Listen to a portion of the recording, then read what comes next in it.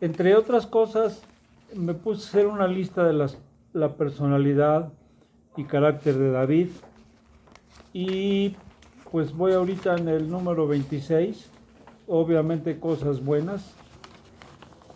Carácter de David, David el guapo, el artista, el prudente, carismático, el actor, el amado, David con quien Jehová estaba con él, el dependiente de Dios, el astuto, el que reconoce la autoridad y la respeta, el misericordioso y perdonador, el justo, el respetuoso, el temeroso de Dios, el bendito, el humilde, el mejor, el recto, el bueno, el que era como un ángel de Dios, el llorón, el que siempre consulta a Dios, el libertador, el justo, el esforzado, el bondadoso y agradecido. Y hoy agrego yo el organizado, porque quiero resaltar la vida de David como un hombre muy organizado dentro del tema de alabanza, y haremos alusión a algunas otras cosas fuera de la música de la alabanza para reafirmar que era un hombre organizado. Bueno, como ven, muchas virtudes, todas estas las saqué, la mayoría lo dice la Biblia, así que él era un hombre justo y recto, o sea, lo dice claramente. Otras quizás los saqué, algunos se sacan por deducción. Entonces, además del tema de la música y la alabanza, bueno, haremos énfasis en David el organizado, en la música y en la alabanza y otras cosas. Porque siendo David ya viejo y avanzado de edad, no dejaba de organizar, ordena su casa y ordena su reino. Vamos a ver entonces ahí en Primero de Crónicas, en el capítulo 23. Todavía tiene fuerzas para dejar todo en orden. Primero de Crónicas 23, 1 al 3. Creo que es muy buen tema, porque todos necesitamos aprender a ser organizados para todo. Y bueno, nuestra cultura no se caracteriza mucho por el orden, entonces nos hace mucha falta ser como David en este caso. Entonces, a ver, Juan Marco nos da el favor de leer 1 Crónicas 23 del 1 al 3. Fíjense cómo ya viejo y todo lo que hace. Siendo pues David ya viejo y lleno de días, hizo a Salomón su hijo rey sobre Israel, y juntando a todos los principales de Israel y a los sacerdotes y levitas, fueron contados los levitas de 30 años arriba, y fue el número de ellos por sus cabezas, contados uno por uno, 38,000. Bueno, en primer lugar, dejó la sucesión ahí para que todo quede en orden, y aún así ahí medio quería haber problemas. ¿Se acuerdan que les comenté la vez pasada de un levantamiento? Pero bueno, deja ese asunto resuelto, pone a Salomón su hijo. Junta a los principales sacerdotes levitas y los cuenta que fueron 38,000. Muy bien. En los siguientes dos versículos vemos que estos 38,000 serían los responsables de lo cultico y lo litúrgico. Aquí no tiene que ver con lo militar y con la construcción del templo, nada más con la música y alabanza, o sea, con lo que es litúrgico, para el mantenimiento y cuidado del templo, para gobernar y juzgar, para ser porteros y para alabar con los instrumentos musicales. Entonces, Susi, a ver si nos lee estos versículos, el 4 y 5. Fíjense cómo dice ahí. De estos 24,000 para dirigir la obra de la casa de Jehová, y 6,000 para gobernadores y jueces. Además, 4,000 porteros y 4,000 para alabar a Jehová, dijo David, con los instrumentos que he hecho para tributar alabanzas. Bueno, muy muy organizado, distribuye por cantidades y tareas también. Pero como queríamos resaltar, aparte de David como un hombre de alabanza y como músico, vamos a hacer mención también de algunas otras cosas en las que David era muy organizado. Por ejemplo, vamos a ver que además de tener la alabanza y lo litúrgico, lo ritualista bien estructurado, también lo eran otros aspectos del reino. Por ejemplo, en lo militar, convocó a su secretario de Defensa Militar, al secretario de Marina, al de la Guardia Nacional y a todo su gabinete. Vamos a Primero de Crónicas 27. Primero de Crónicas 27. Y a ver, Vidalia, ¿cómo dice el versículo 1 de Primero de Crónicas 27? Estos son los principales de los hijos de Israel, jefes de familias, jefes de millares y de centenas y oficiales que servían al rey en todos los negocios de las divisiones que entraban y salían cada mes durante todo el año, siendo cada división de 24,000. Bueno, 24,000 aquí nos hace ver que eran pues pues yo me imagino el ejército. Por ejemplo, las divisiones eran para cada día, o sea, los turnaba. Entonces, Damaris, el versículo 2, por favor.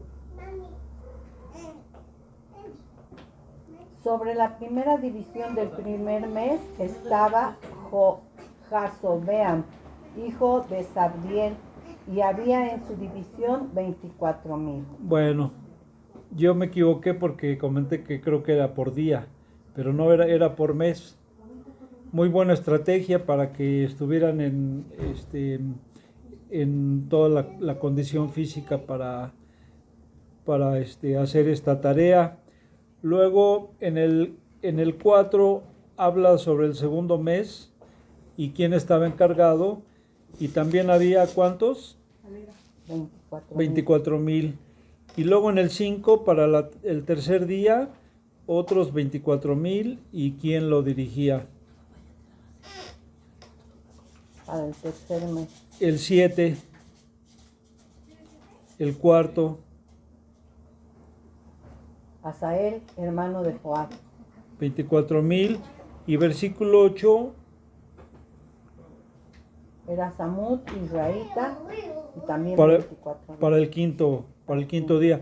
Y así se va hasta qué día, hasta El mes duodécimo. 12. Este 12 es un número muy significativo.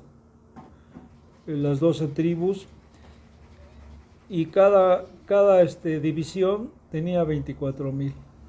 Entonces vemos ahí la organización, ¿verdad?, de David. Bueno, también tenía ya todo planeado para la construcción del templo. En primer lugar, instala a Salomón como sucesor. Muy buena estrategia, porque allí se prestaba para problemas como siempre. Y de hecho hubo un problema allí, antes de que lo pusiera, por ahí otro hijo del rey, pues tocó la trompeta y juntó ahí gente y se quiso proclamar rey. Y Betsabé, la mamá de Salomón, como ya David les había comentado que Dios le había confirmado que era Salomón el sucesor, le dijo: oye, ¿no habías dicho que era Salomón? Dice: sí. Dice: pues uno de sus hermanos ya tocó por ahí la trompeta y ya están haciendo banquete. Y entonces David lo instala como rey. Y lo que pasó con la sedición, o sea, los otros hermanos del rey que estaban por ahí sublevándose, pues ya se fue cada uno a su casa. Está interesante la historia, porque fue el que comentaba yo la vez pasada que no perdonó Salomón después de muerto David. Bueno, entonces en primer lugar lo instala.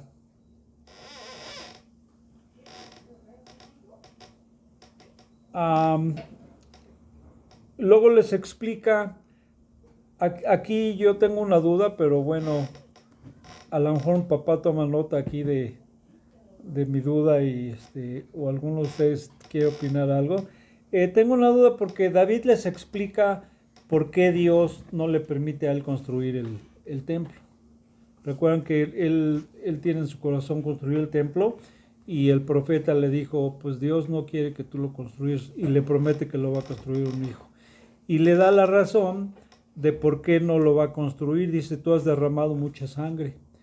O sea, mi duda es, ¿por qué? O sea, ¿por qué? ¿Qué tiene que ver que ha derramado mucha sangre? Y por eso no puede construir el templo, siendo que Dios mismo le dijo que matara a todos sus enemigos. Y bueno, simple comentario, ¿verdad? Sí, simple duda a mí que me surge. Entonces, primero de Crónicas 28, me faltó ahí un versículo 27:1. No, ya lo vimos porque es donde están las divisiones. Bueno, me falta un versículo, a ver si aparece por ahí, donde David les avisa, les da el anuncio de que Salomón va a ser su sucesor. Entonces, decíamos, ya tenía todo planeado para el templo. Dijimos, primero instala a Salomón. Después les explica por qué él no se le permitió. En 1 Crónicas 28, 2 y 3 les comenta, ahí les comenta que vamos a leerlo, por favor. 28, 2 y 3, a ver si Claudia nos hace favor. Y levantándose el rey David, puesto en pie, dijo, oídme, hermanos míos y pueblo mío. Yo tenía el propósito de edificar una casa en la cual reposara el arca del pacto de Jehová, y para el estado de los pies de nuestro Dios, y había ya preparado todo para edificar. Mas Dios me dijo, tú no edificarás casa a mi nombre, porque eres hombre de guerra y has derramado mucha sangre. Bueno, pues ahí está lo que decía. Y luego, Susi, el 4. Pero Jehová, el Dios de Israel, me eligió de toda la casa de mi padre, para que perpetuamente fuese rey sobre Israel, porque a Judá escogió por caudillo, y de la casa de Judá a la familia de mi padre, y de entre los hijos de mi padre se agradó de mí, para ponerme por rey sobre todo Israel. ¿Y el 5?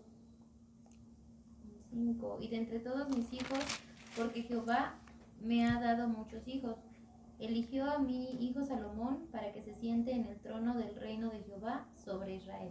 Bueno, ahí es donde les da el informe, ¿no? Que Salomón será el sucesor. Y luego, con respecto al templo, que comentábamos que la promesa era que su hijo iba a construir el templo, le deja todos los planos hechos. O sea, hasta los planos le dejó. Versículo 11 y 12, Vidalia, de este capítulo 28. Y David dio a Salomón su hijo el plano del pórtico del templo y sus casas, sus tesorerías, sus aposentos, sus cámaras y la casa del propiciatorio. Asimismo el plano de todas las cosas que tenía en mente para los atrios de la casa de Jehová, para todas las cámaras alrededor, para las tesorerías de la casa de Dios y para las tesorerías de las cosas santificadas. Bueno, como ven, no solamente los planos, sino exactamente qué es lo que iban a construir. El pórtico del templo y sus casas. Otros sus tesorerías, sus aposentos, sus cámaras y la casa del propiciatorio. Y todas las cosas que tenía en mente en los atrios de la casa de Jehová, las cámaras alrededor, las tesorerías de las cosas santificadas. Y así, como ven en estos capítulos, va describiendo todo. Entonces aquí le deja exactamente los planos sobre cómo debería de ser la construcción. Otra cosa que dejó fueron todos la materia, tanto económicamente como cosas para que hiciera la obra. O sea, le dejó todo listo. Versículo 14 y 15, ¿quién, Damaris? Por favor. Y dio oro en peso para las cosas de oro, para todos los utensilios de cada servicio, y plata en peso para todas las cosas de plata, para todos los utensilios de cada servicio. Oro en peso para los candeleros de oro, y para sus lámparas en peso el oro para cada candelero y sus lámparas. Y para los candeleros de plata, plata en peso para cada candelero y sus lámparas conforme al servicio de cada candelero. Bueno, y los siguientes versículos lo mismo, oro puro en el siguiente versículo, y todas las cosas que fueron necesarias. Bueno, pues reiteramos entonces esto, resalta la organización de David. David no era un hombre improvisado, era un hombre que tenía todo perfectamente planeado y preparado. Antes de empezar ya tenía todo listo. Es una cosa interesante, ¿verdad?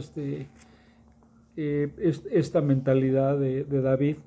Ahora volvamos al tema principal de hoy, que es la música y la alabanza, donde también vamos a ver vamos a resaltar la organización de David. Entonces volvemos al capítulo 23. Antes de regresar al 23, Sí, quisiera leer el versículo 19. sí, adelante. Dice, todas estas cosas, dijo David, me fueron trazadas por la mano de Jehová, que me hizo entender todas las obras del diseño. Bueno, muchas gracias, muy bien. Voy a dejar a Damaris sin comentario. Qué bueno que lo leyó, porque queremos concluir con la razón por la cual David era tan organizado y sobre todo tan exitoso. Y no había yo encontrado este versículo, pero lo vuelves a leer, por favor. Todas estas cosas, dijo David, me fueron trazadas por la mano de Jehová, que me hizo entender todas las obras del diseño. Bueno, ahí está una explicación muy clara por qué era tan organizado y tan exitoso. Pues así que chiste, ¿verdad? Dios le trazó todo y le hizo entender todas las obras del diseño. O sea que Dios estableció. Vamos a concluir después con esto. Muy bien, gracias, Damaris. Al rato queremos escuchar tu comentario y dar la aplicación final. Bueno, entonces volvemos al 23, capítulo 23 y 25. En el 23:5, Claudia, por favor, el capítulo 23, versículo 5.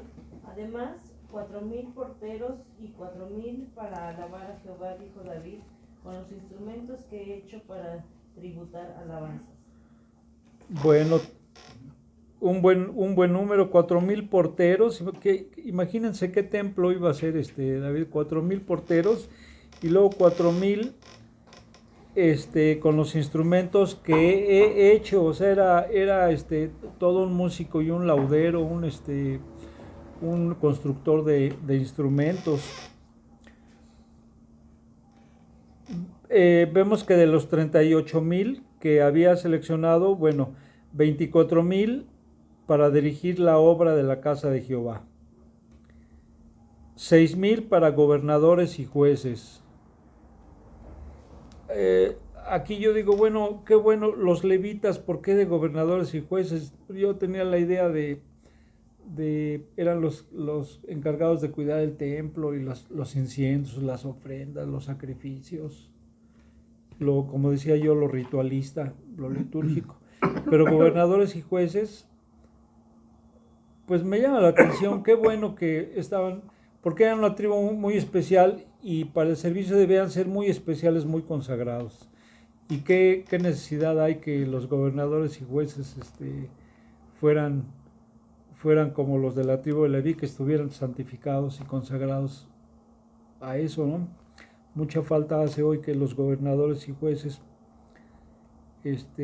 pues sean sacerdotes. Todos ellos eran sacerdotes. 6,000 para gobernadores y jueces. Después 4,000 porteros y 4,000 para los instrumentos. Muy bien. Algunas funciones de los levitas Vamos a ver 28, versículo 28 al 32. A ver si Susi nos ayuda. No, Juan Marcos, sí, Juan Marcos, por favor. Del 28 al 32 del capítulo 23. Vamos a ver, poner atención ahí en las funciones de los levitas. Y estaban bajo las órdenes de los hijos de Aarón para ministrar en la casa de Jehová, en los atrios, en las cámaras y en la purificación de toda cosa santificada, y en la demás obra del ministerio de la casa de Dios. Asimismo, para los panes de la proposición, para la flor de harina, para el sacrificio, para las hojuelas sin levadura, para lo preparado en sartén, para lo tostado y para toda medida y cuenta, y para asistir cada mañana, todos los días, a dar gracias y tributar alabanzas a Jehová, y asimismo por la tarde, y para ofrecer todos los holocaustos a Jehová, los días de reposo, lunas nuevas y fiestas solemnes, según su número y de acuerdo con su rito, continuamente delante de Jehová. Y para que tuviesen la guarda del tabernáculo de reunión y la guarda del santuario, bajo las órdenes de los hijos de Aarón, sus hermanos, en el ministerio de la casa de Jehová. Bueno, sería interesante algún día estudiar cada una de estas tareas, todo lo que las funciones de los levitas, cómo sería todo eso, ¿verdad? Dice, en la purificación de toda cosa santificada,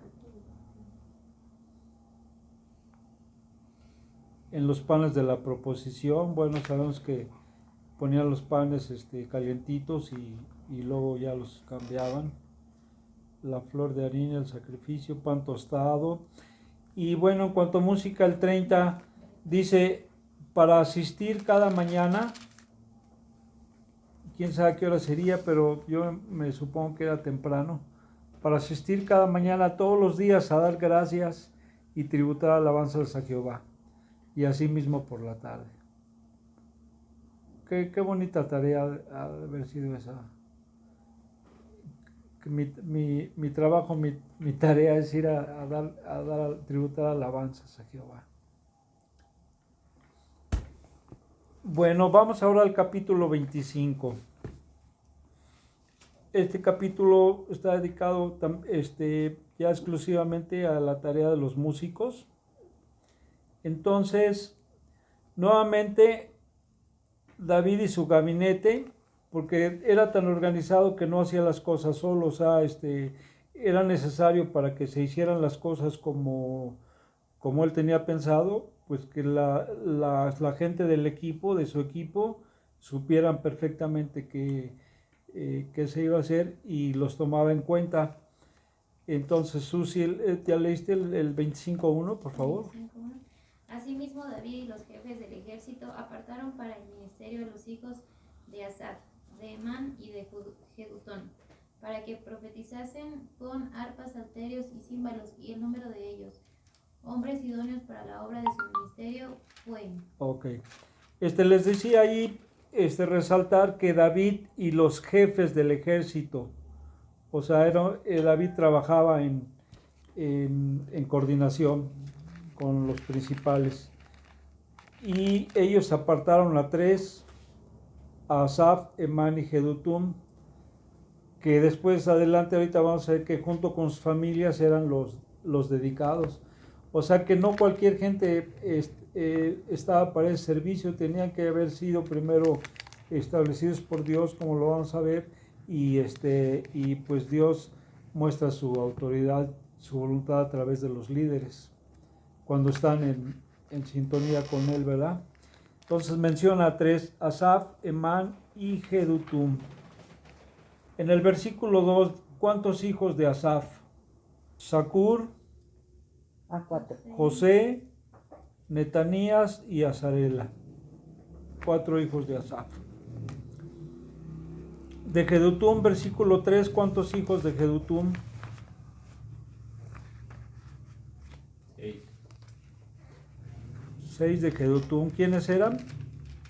Gedalías, Seri, Jesaías, Asabías, Matatías y Simei. Y Simeis. Y igual que en Asaf, estaban bajo la dirección de su padre, Jedutum. ¿Qué hacían? Profetizaban con arpa para aclamar y alabar a Jehová. Esa era su profesión. Era por familias y tareas específicas. Y luego de Emán, versículo 4, ¿cuántos eran de Emán? 14 hijos y 3 hijas.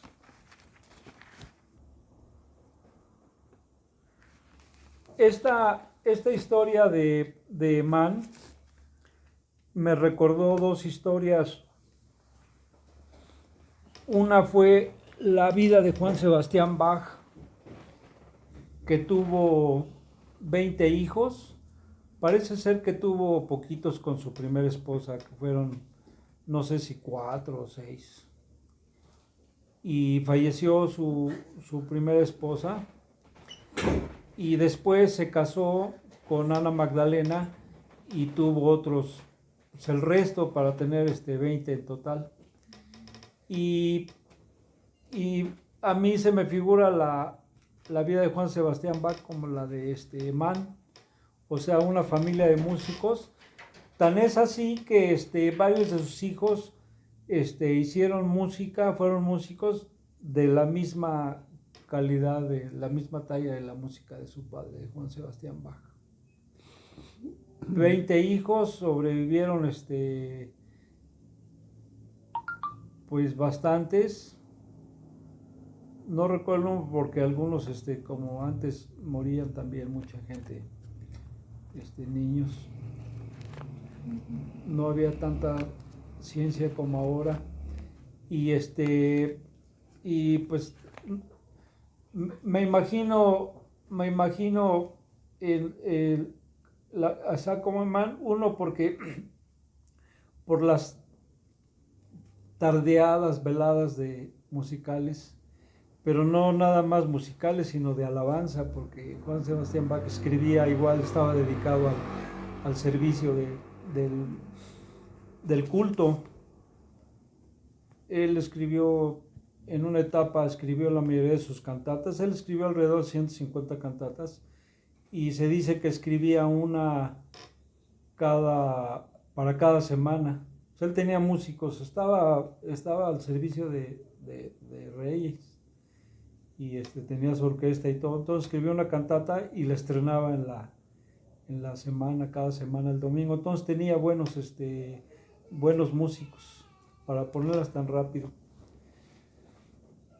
Y también me acordé de la historia de Rafael Méndez, un trompetista mexicano que en su época fue mundialmente sobresaliente y reconocido.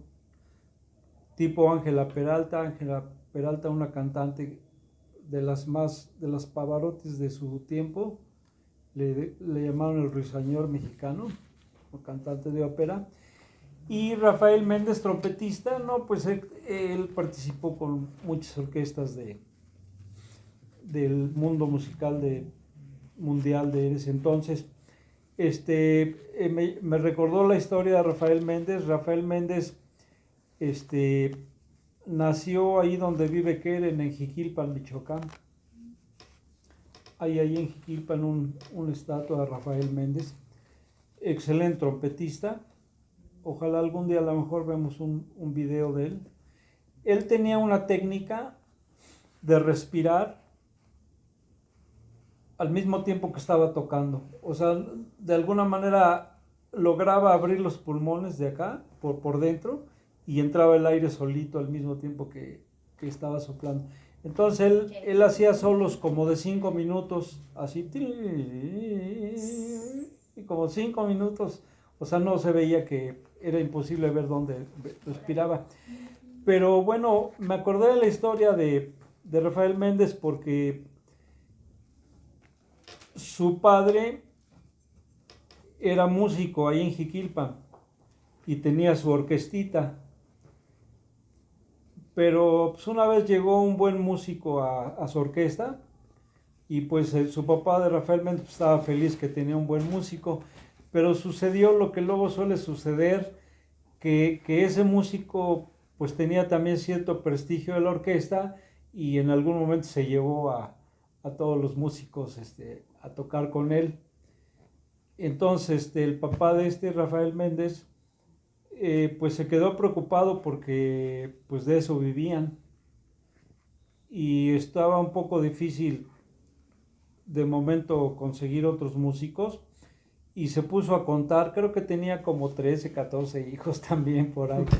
Dice, oye, pues yo tengo cómo hacer mi propia orquesta y familiar. Y se puso a enseñarles y al rato su orquesta era su familia. Digo, me acordé por Emán que tenía también. Y pues hizo muy buen trabajo porque Rafael Méndez salió de... Él era el más chico y dice, bueno, pues pues ya vamos a darle una trompeta y una trompeta de segunda. Y empezó a tocar Rafael Méndez. Bueno, ¿cuántas cosas no se darán entre estas familias con tantos músicos? Y después se juntaron todos. Por ejemplo, dice en el 6, todas esas familias estaban bajo la dirección de su padre en la música, que los padres eran Asaf, Emán y Jedutum. ¿Y qué hacían? Pues estaban en la casa de Jehová con címbalos, aquí nos habla de instrumentos específicos, salterios y arpas, para el ministerio del templo de Dios. Asaf, Jedutum y Emán estaban por disposición del rey, o sea, eran de los músicos principales. El número de ellos con sus hermanos, instruidos en el canto para Jehová, todos los aptos, fueron 288 de los mejores músicos de Israel. ¿Y qué tuvieron que hacer para organizarse? Pues echar suertes. Versículo 8 y 9, Vidalia, por favor. Y echaron suertes para servir por turnos, entrando el pequeño con el grande, lo mismo el maestro que el discípulo. La primera suerte salió por Asaf para José, la segunda para Gedalías, quien con sus hermanos e hijos fueron 12. Bueno, y así sigue. La tercera suerte con sus hermanos 12, la cuarta, la quinta, y todo el versículo hasta la 24ª. Algún día a ver si hacemos la cuenta y si fueron todos esos que fueron divididos en dos, fueron los 288. Pues vemos la mentalidad de David y la organización, o sea, una mente fuera de serie, o sea, tenía todo, la visión de todo cómo debía ser. La música, la alabanza, los levitas, las construcciones, los planos, cómo iba a ser el templo.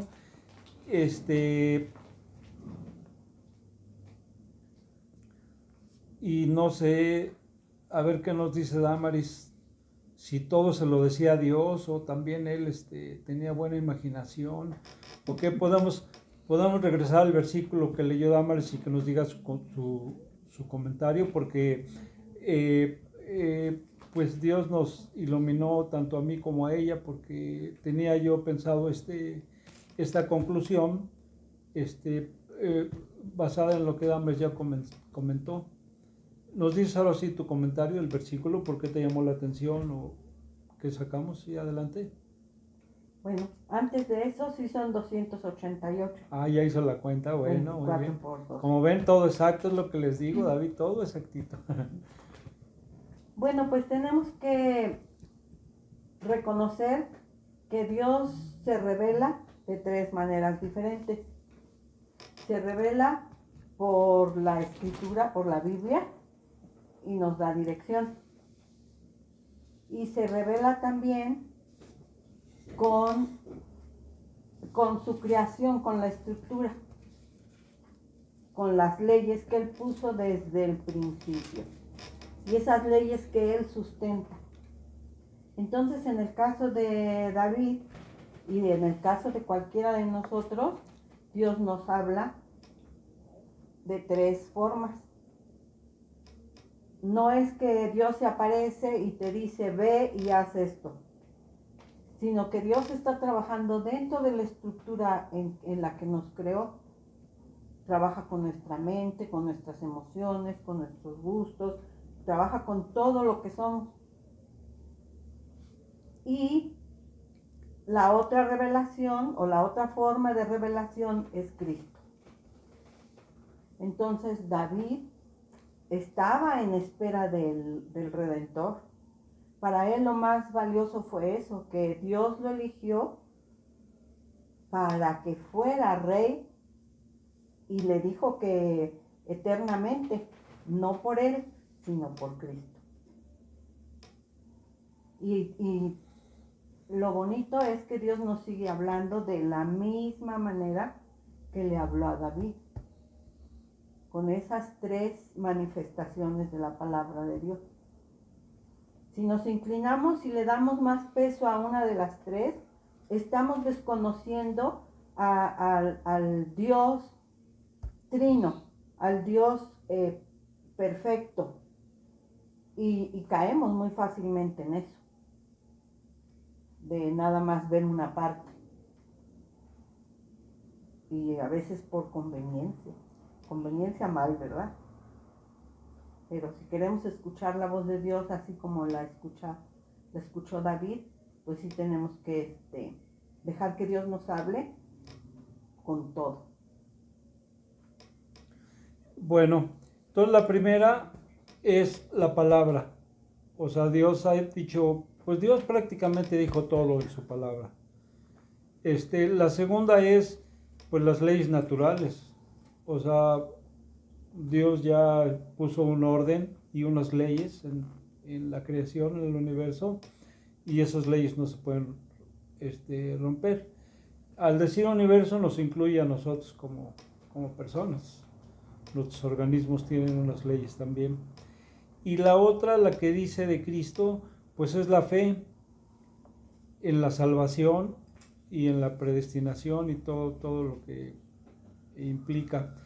Y bueno, a mí me recuerda y me hace ver la presencia de esa fe en David, porque David, así como fue tan grande, su pecado, haya sido mucho o poco, que de hecho pues nos menciona que fue poco, pero qué pecado, o sea, se lo llevó hasta abajo.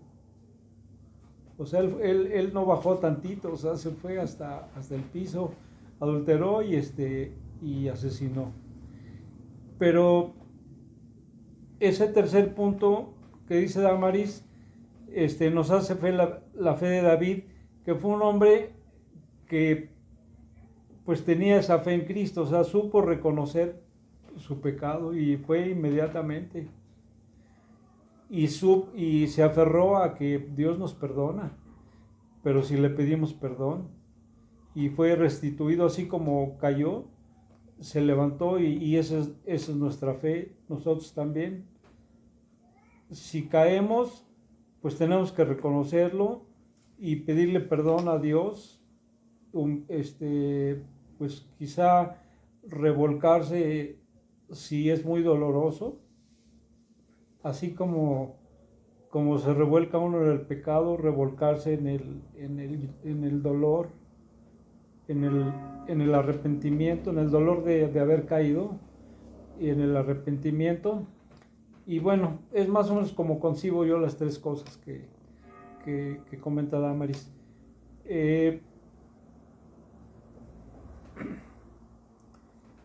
Y pues un hombre obediente, en general obediente, aunque como a todo hombre se le escapa a uno a veces, pero en general él obediente de que lo que Dios dice, pues eso es, o sea, no hay que buscarle, a la mayoría nos cuesta trabajo, estamos buscando ahí, o sea, es donde dice, sabes que pues actuamos por nuestras propias convicciones, medios, pero esto debería ser más sencillo, nada más es ver qué Dios dice.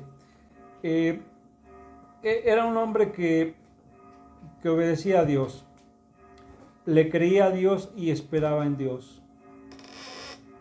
A diferencia de Saúl, que se desesperó. O sea, Saúl le dijo Dios, espera, Samuel, a través de Samuel le dijo, espera 7 días. Y ya eran los 7 días y no llegaba. Y ofreció sacrificio, que él no debía haber sido sacrificio. ¿En qué estaba mal? Pues que Dios ya había dicho quiénes podían ofrecer sacrificio, los levitas. Saúl no era sacerdote. Y se desesperó y desobedeció y ofreció el sacrificio. Y se hubiera esperado un ratito más, porque terminando de ofrecer el sacrificio, llegó Samuel. Dice la Biblia que terminado del sacrificio, venía ahí muy campante Samuel. Se desesperó, no le creyó a Dios. Y David tenía una característica que siempre consultaba, o sea, era muy paciente en ese sentido, a ver qué Dios dice. Por ejemplo, con respecto a ese asunto de los levitas, ahí en el 23, 13 al 15, Dios ya había dicho desde los tiempos de Moisés que la tribu de Leví y los hijos y los descendientes de Aarón y de Moisés iban a ser los consagrados para el templo. Y aquí dice en el 23:13, los hijos de Amram el padre de Aarón y de Moisés, dice, los hijos de Amram, Aarón y Moisés, y Aarón fue apartado para ser dedicado a las cosas más santas, o sea, al servicio del templo y de lo ritual. Él y sus hijos para siempre. O sea, Dios escogió a una tribu, a una familia, la de Aarón, para que quemasen incienso delante de Jehová y le ministrasen y bendijesen en su nombre para siempre. Y 14, los hijos de Moisés, varón de Dios, también fueron contados en la tribu de Leví. O sea, esos eran los sacerdotes, los seleccionados, los escogidos, los hijos de Moisés y los hijos de Aarón. Entonces, si Dios dice una cosa, pues haciéndola va a resultar bien, van a salir bien las cosas. Y bueno, a mí me gustó eso que el versículo comentó Damaris, porque pues obedeciendo a Dios es una manera de ser organizado, como era David, muy organizado. Aparte de que era una mente muy brillante, o sea, en todo estaba, la principal cosa que tenía y por lo cual pues Dios lo levantó tanto fue que pues tomaba en cuenta la primera cosa que Damaris comentó, que es la palabra. Bueno, pues yo creo que y espero que aquí hay mucho pues que sacar y de dónde aprender. A ver si nos volvemos organizados. Bueno.